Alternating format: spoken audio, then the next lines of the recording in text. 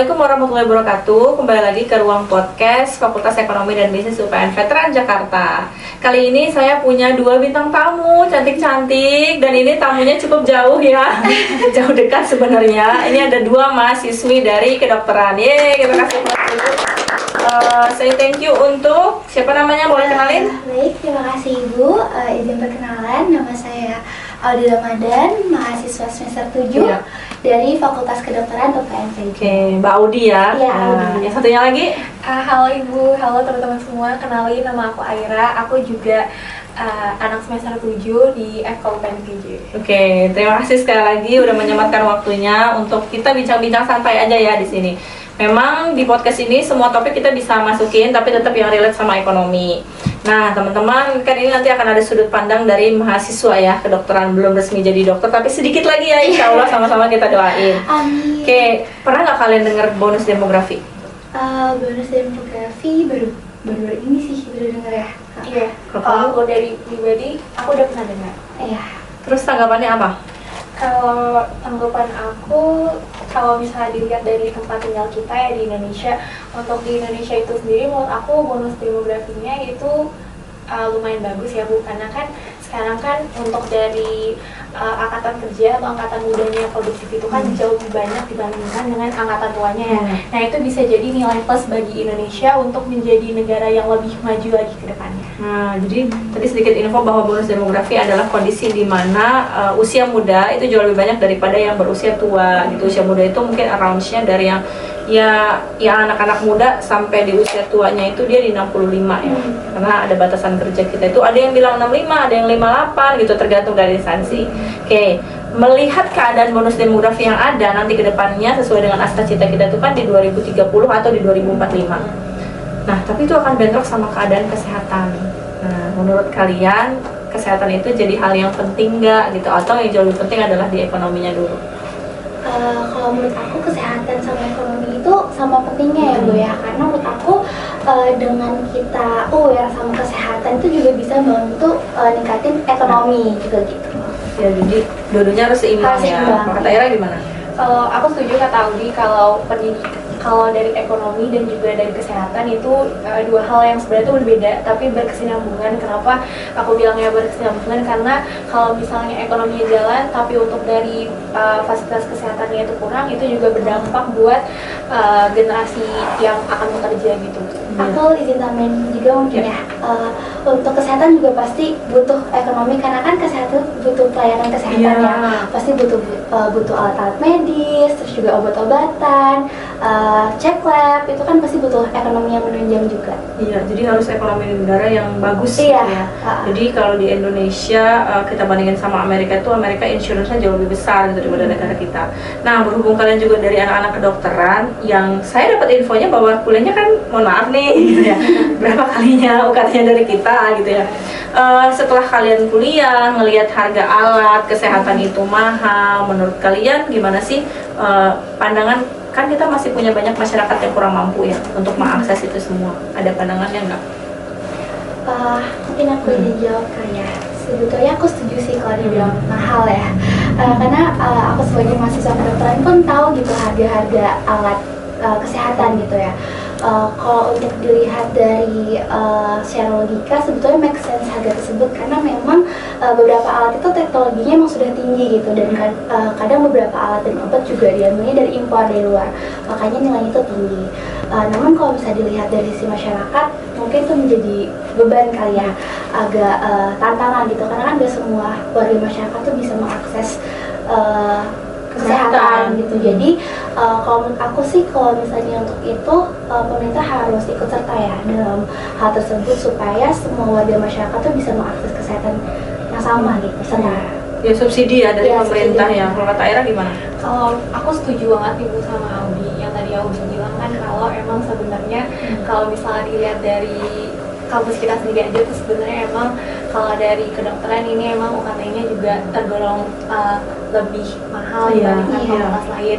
Tapi kalau menurut aku itu make sense karena kalau dari kedokteran itu sendiri kan yang pertama itu kan ada sumber daya yang mengajarnya juga dan kebetulan juga kebanyakan itu juga yang mengajarnya itu dokter, ada dokter spesialis juga, bahkan juga ada yang sudah sampai ke tahap profesor. Kemudian juga untuk dari anak kedokteran itu sendiri kan untuk alat-alat yang dipakai itu juga harus sesuai dengan kompetensi kami nantinya akan menjadi dokter umum. Jadi kami itu kalau misalnya di saat dilakukannya skill lab itu biasanya ada kegiatan untuk menunjang dari keterampilan klinis dasar kami nantinya untuk dilakukannya secara ke pasiennya, nanti itu dilakukannya saat koas nanti setelah SK kan.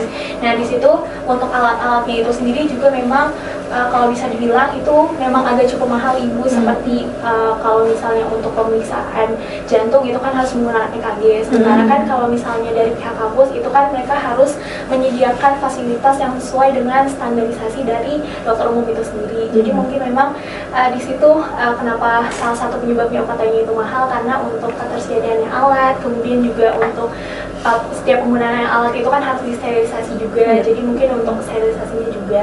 Tapi kalau misalnya dihubungkan dari mahalnya dari biaya kesehatannya dengan yang nantinya yang bisa kami berikan ke masyarakat, mungkin kalau pandangan masyarakat umum mungkin FK ini mahal seperti itu. Tapi kalau dari sisi anak kedokteran itu sendiri, kami itu menilainya karena kebanyakan dari kami mungkin ingin menjadi dokter karena ingin membantu masyarakat juga, jadinya kami berpikir kalau misalnya harga segitu itu worth it aja sih. Karena dari alat ya gitu yang ngeliatnya kan. Dari alatnya. Kemudian juga untuk fasilitator kami juga kebanyakan dokter spesialis. Nah sebenarnya kita nggak mau konsen ke arah UKT-nya gitu ya, kita sebenarnya lebih konsen kepada biaya kesehatan yang mestinya bisa dinikmati sama semua masyarakat gitu. Balik kepada biaya kesehatan, saya tanya Kak Era dulu, gimana nih? Kamu tahu kan tingkatan bayaran BPJS? Ya worth it nggak? Tadi kan kamu bilang ya worth it Bu, karena harga alat ya, uang SPP dengan harga alat itu worth it. Tapi sekarang kita lihat dengan mahalnya memang fasilitas kesehatan dengan angka yang kita bayar untuk BPJS itu worth it apa enggak sih? Izin menjawab ya Bu, kalau yang sepengetahuan aku BPJS itu kan tingkatannya ada 3 ya, ada kelas 3 yang paling rendah, kelas 2 sampai ke kelas 1 yang paling bagus. Kalau dari aku pribadi, BPJS ini cukup bisa meng-cover untuk dari biaya untuk pelayanan kesehatan di Indonesia, karena kalau dari BPJS itu kan juga ada beberapa operasi yang dia tuh bisa di-cover, kayak sekarang seperti sesar itu kan dia bisa di-cover BPJS. Iya, bisa. Terus juga kayak katarak, setahu aku itu juga bisa di-cover BPJS. Jadi dibandingkan dengan pelayanannya kita menggunakan asuransi atau dengan biaya mandiri, menurut aku kalau menggunakan BPJS itu lebih jauh membantu masyarakat. Khususnya masyarakat yang kurang. Iya, kan memang pendekatan ekonomi dengan kesehatan ini kan harus sama-sama seimbang ya gitu, semua masyarakat miskin itu bisa menikmati. Nah kalau kamu sendiri pernah nggak, kalian kan memang belum turun lapang ya berarti? Belum ya. Tapi pernah nggak nih, sedikit pertanyaan berbeda gitu ya buat Audi, pernah nggak ngelihat atau merasa pernah mendengar kalau dokternya yang ngelayanin pasien BPJS ada dilama-lamain atau nanti dulu deh gitu, atau yang lebih cepet yang biaya pribadi, pernah nggak dengar kalimat gitu? Aku sebetulnya kalau dibilang pernah secara langsung untuk mendengar hal tersebut, tidak, melihat juga belum pernah. Jadi aku belum pernah sih lihat kejadian itu. Kalau misalnya aku sendiri kan aku juga pakai BPJS ya. Waktu kemarin aku juga sempat operasi pribadi itu pakai BPJS. Untuk di RSPAD pun penanganan sebenarnya cepat untuk BPJS. Jadi itu cuma skeptis aja ya? Iya, cuma skeptis aja ya gitu. Tapi nanti kelak kan akan menjadi dokter dan melayani seluruh golongan masyarakat. Motivasi utama apa sih yang nyebabin kamu akhirnya oke, saya maunya jadi dokter? Mungkin kalau dari aku pribadi itu motivasi terbesar aku tuh awalnya kenapa pengen jadi dokter itu karena aku ngeliat juga orang tua sih gitu. Jadi kebetulan orang tua aku ini pekerjaannya juga tenaga medis, jadi dokter. Terus juga dari kecil tuh aku udah ngeliat kalau papa mama itu aku tuh senang kalau ngeliat bisa ngebantu banyak orang gitu. Aku senang kalau misalnya ngeliat, aku awalnya tuh ngeliat papa bikin pasien sembuh, terus habis itu pasiennya ditemenin sama anaknya, terus anaknya tuh berterima kasih banget ke papa aku. Aku di situ ngerasa kayak aku pengen jadi kayak papa aku. Yang pertama itu, terus habis itu yang kedua mungkin karena kalau dari aku pribadi kayaknya kalau di Indonesia juga dilihatnya kan dari jumlah populasi penduduk kita sama jumlah dari dokter itu nggak linear ya, masih sedikit banget, jadinya mungkin salah satu motivasinya itu. Ya. Kalau dari aku kurang lebih sama, aku juga sebetulnya diarahkan oleh orang tua untuk jadi dokter. Kenapa alasannya mau jadi dokter? Karena aku ngerasa kalau misalnya aku mampu untuk melayani dan membantu orang tuh aku ngerasa fulfill gitu, kayak aku bisa bantu orang yang pasti kan semua orang tuh kalau misalnya lagi sakit tuh ngerasa kayak patah semangat, terus kayak gimana caranya ini untuk melanjutkan hidup gitu kan. Nah aku tuh suka untuk membantu orang tersebut dan memberikan kondisi kesehatannya, jadi aku kagum gitu sama dokter. Nah, tadi berkaitan dengan kalimat pelayanan yang kalian sebutin gitu ya. Kalau di kedokteran ada nggak sih kayak kegiatan pengabdian gitu kepada masyarakat? Ada. Kebetulan kalau dari perkuliahan kami itu ada program namanya field study. Jadi dari semester awal pun ya kita tuh selalu ada setiap semester program ke masyarakat, baik ke anak sekolahan, terus ke puskesmas ataupun ke rumah warga. Nah program yang terakhir kita jalan itu kemarin banget, itu kita ke rumah warga, kita melakukan 3 kali kunjungan. Lalu setiap kunjungan itu kita lakukan pemeriksaan dasar. Nanti dari hasil pemeriksaan dasar itu kita evaluasi bagaimana hasilnya, lalu kita cek warga tersebut tuh butuh apa. Jadi nanti kita edukasi. Misalnya ibunya ada hipertensi atau ada gula, nanti kita bantu edukasi. Kalau misalnya ibu ternyata ada hipertensi, ada gula, nanti ibu boleh cek ke puskesmas atau rumah sakit terdekat. Atau juga bisa kita lakukan edukasi mengenai misalnya lewat poster gitu ya, bagaimana menjaga pola hidup kalau misalnya memang sudah ada riwayat hipertensi dan gula tersebut. Jadi intinya metode pembelajarannya sama ya? Iya, sama. Nah, tadi kalau Aira nih misalnya yang udah tahu ada in case ketika turun ke lapangan atau tadi pengabdian kepada masyarakat ada warga-warga lah gitu yang kurang sehat gitu ya. Sebenarnya kebutuhan dasar kesehatan apa sih yang negara itu ya harus penuhi gitu? Jawab ya Bu, kalau menurut aku sebenarnya kalau sebelum dari negara, kalau misalnya dari keluarga yang pernah kita datangi dari Inggrisnya yang pernah saya alami, itu mungkin lebih ke arah mereka tuh kurang tahu tentang kesehatan tuh harusnya seperti apa. Maksudnya seperti kayak budaya cuci tangan pun di Indonesia ini masih jarang digalakkan. Kayak waktu itu pas minggu lalu itu saya juga ada ke rumah warga, terus ibunya ini tuh dia kebetulan ada DM, kemudian juga dia DM ada itu apa? diabetes mellitus. Gula. Terus abis itu ibunya ini di sini kurang mengetahui kalau ada beberapa jenis seperti makanan ataupun obat-obatan yang seharusnya itu dikonsumsi tapi ibunya kurang tahu. Nah kalau dari pandangan saya pribadi, kalau dari negara mungkin adanya dilakukannya screening kesehatan sih seharusnya minimal setiap puskesmas tahun. sih, Iya, seperti kayak di puskesmas kan sekarang juga udah banyak inovasi-inovasi terbaru yang puskesmas lakukan. Itu juga menurut saya pribadi itu salah satu kemajuan untuk kesehatan di Indonesia. Tapi mungkin masih agak kurang, mungkin concern pemerintah bisa lebih ditingkatkan itu di tingkat kesehatan. Iya, kesehatan dasar banget ya, kayaknya awarenessnya memang ya kita rasa memang kurang gitu ya. Nah, tadi teman-teman kalian kan udah pernah terjun ke masyarakat gitu ya. Terus pernah gak sih kerjasama atau punya proker bareng sama anak sosial, anak ekonomi atau anak politik terkait kesehatan? Kalau aku sendiri sih belum pernah, cuman aku pernah ikut volunteer di luar kampus. Jadi ada beberapa volunteer yang memang terbuka untuk umum dan siapapun boleh daftar gitu. Biasanya kita ke rumah yayasan, kita melakukan kegiatan positif bareng, buat sesuatu. Ya pada dasarnya sebenarnya konsepnya bisa sama ya. Jadi kalau misalnya mau bikin wajib PKM nggak sih proposal kreativitas mahasiswa kalau kedokteran? Dulu kita ada sih. Ya wajib ya berarti ya wajib ya sebenarnya ya ada program-program yang kesehatan kepada masyarakat itu jadi relate ya, nggak cuma untuk anak kedokteran karena di kita juga tuh kalau di ekonomi ada yang namanya ekonomi kesehatan gitu kan, masuk ke dalam lingkupnya publik itu adalah urusannya negara gitu, jadi negara yang wajib menyediakan. Nah tadi kita udah bahas terkait masyarakat gitu kan ya dan capaian kalian lah selama ini tentang kegiatan kesehatan. kalau kamu sebagai mahasiswa kedokteran gitu ya, terus kamu ngeliat ada kebiasaan dari mahasiswa fakultas lain yang menurut kamu itu salah, nah gitu ya, yang pernah nggak itu mungkin secara sahabat atau misalnya kamu dalam hati itu berpikir kok kayak gini ya, kan harusnya nggak begini gitu, ada nggak yang kayak gitu? Kalau aku sih mungkin dari pertemanan aku Iya. sendiri kali ya, kayak aku tuh suka banget olahraga gitu. Aku mungkin ada yang hidupnya kurang sehat menurut aku kelihatannya. Aku suka yang ngajak olahraga bareng gitu, misalnya tenis bareng atau apa.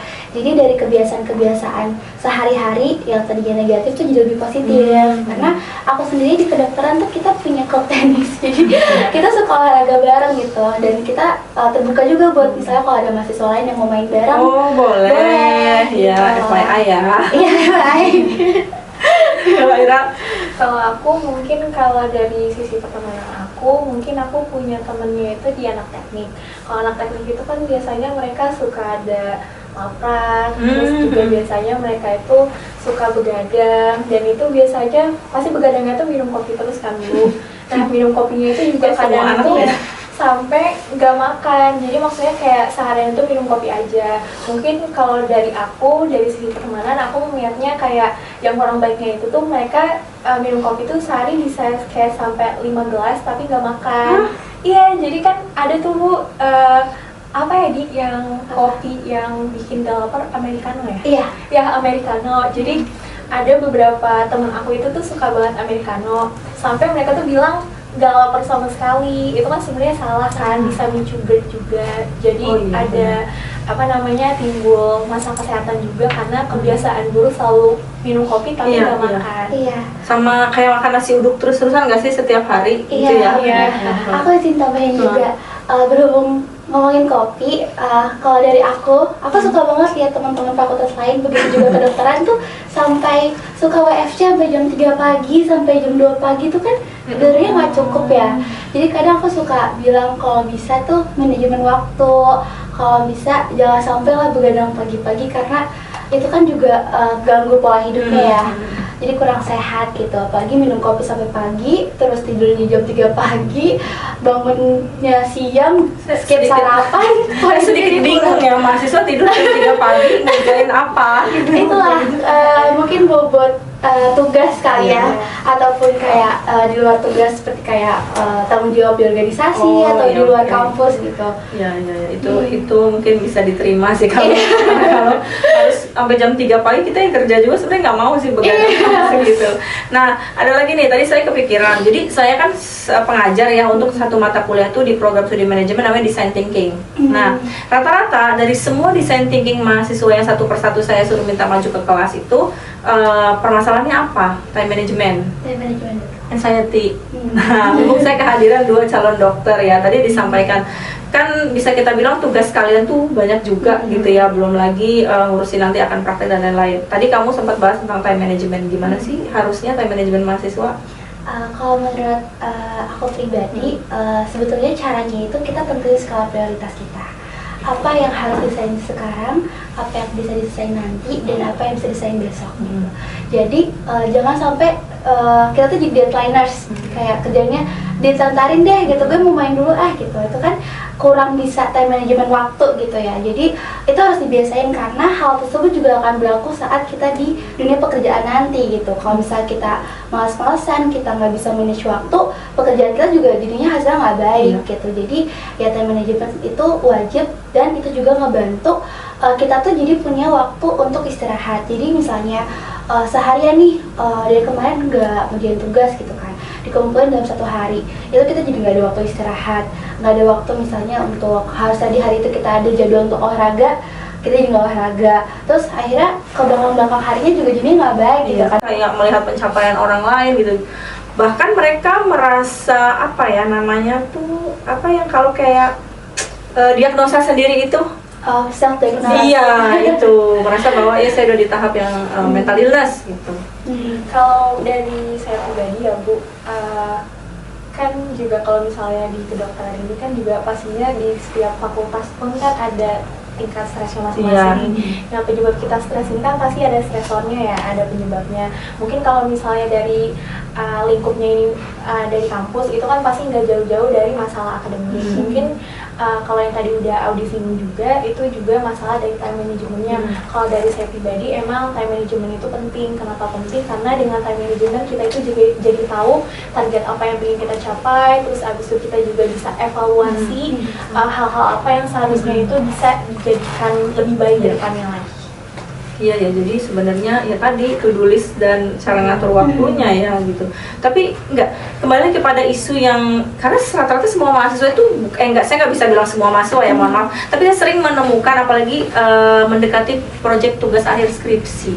Sering tuh akhirnya kayak ada perasaan yang ya tadi kayak karena saya punya mental health gitu. Padahal mungkin kalau dia dicek ke psikolog juga belum tentu itu mental health gitu. Padahal cuma kayak rasa kecemasan atau ya tadi pola manajemen apa yang ada di dalam otak ya. Kalau teman-teman ngedengar kalimat itu gimana? Kalau menurut aku ya, kita tuh sebagai pribadi juga harus bisa ngatur stres ya.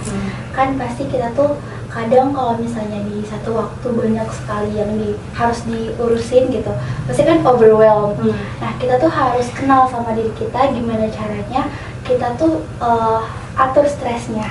Jadi nggak melulu mendahulukan perasaan gitu.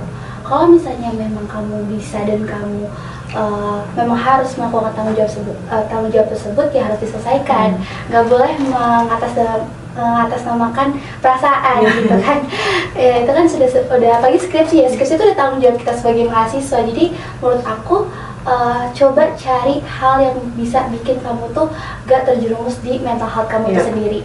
Kamu harus cari hal yang positif dimana kamu tuh jadi termotivasi justru untuk ngakuin tanggung jawab yang ada. Oke, kalau dari Era gimana? Kalau dari aku pribadi mungkin kalau emang sibuk banyak, setahu aku emang banyak yang dia tuh ngediagnos diri sendiri ada mental issue dan lain sebagainya. Tapi kalau dari pandangan aku pribadi mungkin kalau misalnya di tingkatan kayak skripsi itu bisa ngerasa mereka tuh punya mental illness dan lain sebagainya mungkin karena udah kecanduan kalau skripsi itu susah yang jadi kayak ngerasanya ada negatif nggak bisa ya, negatif thinking, akhirnya itu juga membuat ngerasa di dalam diri kita tuh ngerasa kayaknya aku nggak bisa, makanya mungkin udah ngedown duluan sebelum menghadapin skripsinya gitu. Terus juga bisa karena mungkin kan skripsi ini kan kalau dari kami itu kan ini kan pertama kalinya kami bakal bakal ngejalanin untuk sidang akhir gitu kan. Ya mungkin karena ini tuh pengalaman pertama kali, terus juga sebelum-sebelumnya mungkin kami ngerasanya nggak seberat ini kalau di perkuliahan masanya, jadinya itu belum beradaptasi aja, makanya mungkin ngerasanya mentalnya langsung Mental. Oke, tadi udah banyak banget sharing-sharingnya. Nah, sekarang boleh kasih saya mungkin minta 2 tips ya. Yang pertama dari Aira terhadap kebutuhan dasar masyarakat. Apa yang harus di-awareness-kan sama seorang masyarakat? Mengingat mungkin dari kadar kemampuan ekonomi masyarakat itu nggak semuanya dalam keadaan yang bagus gitu ya. Paling nggak punya awareness lah gitu, ngejaga kalau nggak punya uang ya jangan penyakitan gitu kan. Jadi kita punya bentengnya. Nah, kalau dari Aira saya minta nanti gimana caranya mahasiswa mampu untuk mengatur stresornya masing-masing sehingga nanti bisa mencapai ya tadi goalsnya mereka, karena nanti mungkin di tujuan kerjanya stresornya bisa jauh lebih besar gitu. Dari siapa duluan nih? Boleh, kalau aku ini sih hidup sehat. Hidup sehat itu nggak cuman ngerasa kayak udah kok udah cukup aktivitasnya gitu. Kayaknya makannya udah cukup gitu. Enggak, kita harus hidup sehat tuh maksudnya kita aware sama kondisi kesehatan kita gimana. Tidur cukup itu beneran ngaruh, karena kadang ngerasa nggak sih kalau misalnya kita tuh ngerasa udah tidur nih, tapi pas bangun tuh masih capek tubuhnya gitu kayak udah ngerasa fresh. Nah itu karena kualitas tidurnya tuh belum cukup gitu. By the way, berapa sih normalnya waktu tidur untuk usia kalian yang lagi mahasiswa ini? Normalnya 6 sampai 7 jam ya. Berarti kurang dari itu kita kategorikan begadang. Pola tidurnya juga harus cukup gitu, jangan sampai pola tidurnya kebalik yang harus tidurnya malam malah jam 3 pagi sampai siang gitu kan. Jadi harus diatur itunya, sama minum air putih yang cukup sehari itu 2 liter, karena apalagi kita kan di Pondok Labu tuh panas banget ya. terus juga di mana-mana pun sekarang kan udah zaman nih Tumblr yang lucu-lucu ya kan. Itu menurut aku salah satu FOMO yang positif ya. Karena kita jadi banyak minum gitu, terhidrasi terus. Itu sih. Thank you Audi. Aira gimana nih? Kalau dari aku sebenarnya tadi poin-poin yang udah Audi sampaikan itu udah cukup sih menurut aku, tapi mungkin aku Ini lebih ke mahasiswa sih kalau ini gimana? tapi kalau aku bisa izin nambahin tadi kan yang poin yang pertama untuk masalah dari mental health itu sendiri kan tadi juga udah aku sampaikan itu mungkin awalnya karena ngerasa itu baru masa beradaptasi karena sebelumnya tuh nggak ada di fase itu sebelumnya, seperti kayak ngerasa kayaknya stresnya nggak seberat ini sebelumnya, jadi mungkin dia agak stres. Kalau menurut aku, kalau dari mental health itu sendiri, itu sebenarnya bisa kita kendalikan ya Bu, dari dalam diri. Mungkin juga ada beberapa case di beberapa orang, itu dia ngerasa ada mental issue karena mungkin mendem sendiri juga, nggak cerita, lama-lama tuh semuanya itu tuh kepikirannya tuh di otak, ngumpul di otak, terus akhirnya tuh untuk dari outputnya jelek, jadinya kurang produktif. Mungkin salah satu yang bisa dilakuin ya dengan olahraga, karena olahraga itu sendiri kan yang pertama bikin badan jadi fresh, habis itu juga pikirannya jadi lebih terbuka. Jadi olahraga ini menurut aku ya kalau kayak di fase-fase sekarang, apalagi kayak kalau dari aku sama Audi ini kan lagi skripsian juga, nah itu tuh olahraga itu ngebantu banget biar ngendaliin stres kita. Nah, saya potong nih ya, mending mana olahraga atau banyakin minum kopi sama ngumpul hangout teman-teman demi nyelesain skripsi? Gini, ritmenya gini, oke olahraga, istirahat, skripsian dibuat, atau work from cafe, nyelesain skripsi? Sebenarnya itu depends, cuman kalau aku lebih baik yang opsi olahraga, istirahat, baru skripsian. Kenapa? Karena sebenarnya kita olahraga bisa hangout juga sama teman-teman. Kita bisa ketemu teman-teman tuh di saat kita olahraga, kita bisa ngajak olahraga bareng gitu, dan justru positif kan. Kalau misalnya emang butuh skripsian nih, gak bisa skripsian di rumah atau di kosan gitu, ya nggak apa-apa kalau FC juga sambil ngopi, cuman ya itu sebelumnya olahraga dulu. Iya. Jadi kan balance ya. Saya aku pun gitu, aku tuh lumayan suka olahraga, tapi aku nggak bisa kalau skripsian di rumah. Jadi biasanya aku tuh olahraga, aku kan kuliah tuh jam 7 sampai jam 3 sore. Biasanya aku olahraga tuh jam 7 malam sampai jam 8, bisa sejam gitu. Nah, after kan jam 8 sampai jam 10 atau jam 8 sampai jam 11 tuh bisa digunain kalau misalnya emang kita perlu nggak ngantuk ya. Gitu. Cukup sih. By the way, kalau tadi kan Aira bilang sebenarnya seorang tuh punya batas pengukurannya ya, dimana mentalnya itu kita kategorikan oke, ini nggak sehat. Kalau dia mau self recognition-nya sendiri, gimana caranya kita bisa tahu kita sehat atau enggak untuk secara mental? Kalau sebenarnya kalau mau tahu atau enggaknya itu tuh kalau yang sampai dia tuh udah ngerasa di tahap kayak kayaknya aku ada penyakitan deh, kayaknya mental health aku kayak gini, itu kalau misalnya emang dia nggak bisa ngendaliin, kalau saran dari aku itu emang udah harus ke ahlinya, jadi nggak bisa self diagnosis sendiri. Berarti emang nggak bisa ya, nggak bisa merasa oh saya sedang mental health gitu, oh nggak bisa. Tiap orang itu Bu, itu tuh dia punya kayak fase perasaannya masing-masing. Jadi kadang kayak ada yang sebenarnya itu fase orangnya tuh normal, tapi dia lagi sedih banget. Si manusia itu kan pasti ada kayak perasaan yang ngedown banget. Nah, tapi mungkin ada di beberapa orang yang ngerasa perasaan yang sedih itu tuh salah satu penyakit mental health. Padahal itu cuma Padahal itu sedih. sedih. Jadi tetap tidak bisa memvalidasi sendiri, butuh orang yang lebih ahli gitu ya.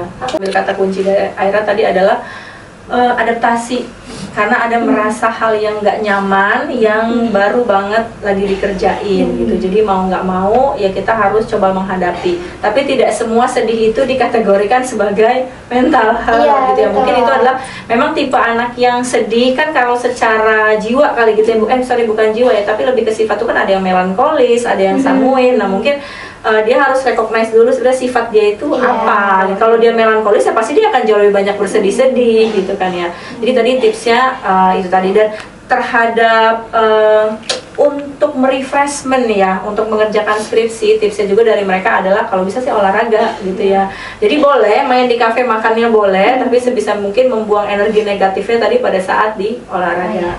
Dan kebutuhan dasar juga sebenarnya negara masih butuh banget untuk concern ya terhadap masing-masing masyarakat, untuk cuci tangan, untuk penyakit yang memang dia sifatnya penyakit bawaan gitu ya. Jadi memang ya kembali lagi sih, karena ekonomi dan kesehatan itu kan harus berimbang.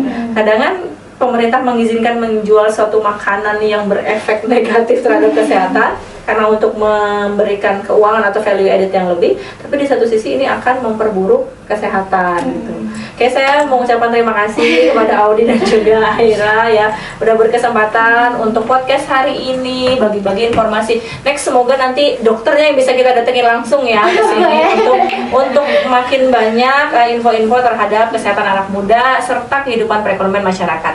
Oke, saya Indri selaku MC pamit undur diri. Wassalamualaikum warahmatullahi wabarakatuh. Bye bye.